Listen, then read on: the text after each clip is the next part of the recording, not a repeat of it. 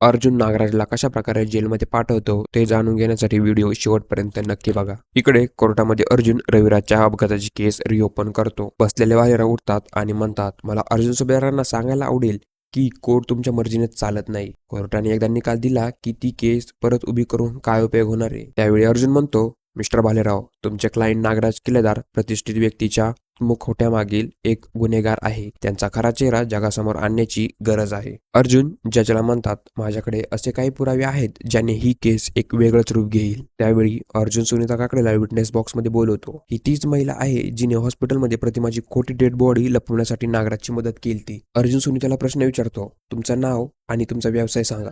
त्यावेळी सुनीता म्हणते, माझं नाव सुनीता काकडे. सध्या मी घरीच असते.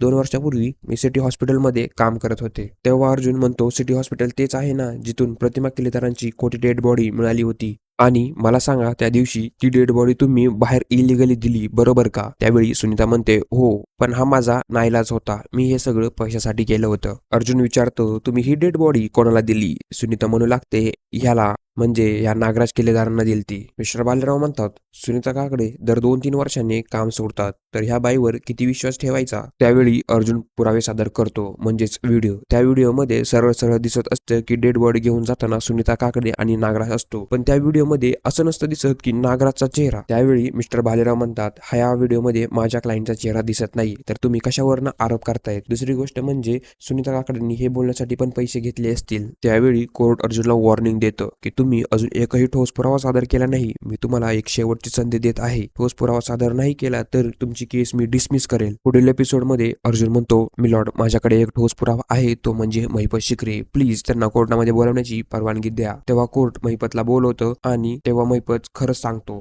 पण आपल्याला हे दाखवलं नाहीये. तर प्रेक्षकांनो, तुम्ही कमेंटमध्ये सांगा की नागराज जेलमध्ये जाणार की नाही.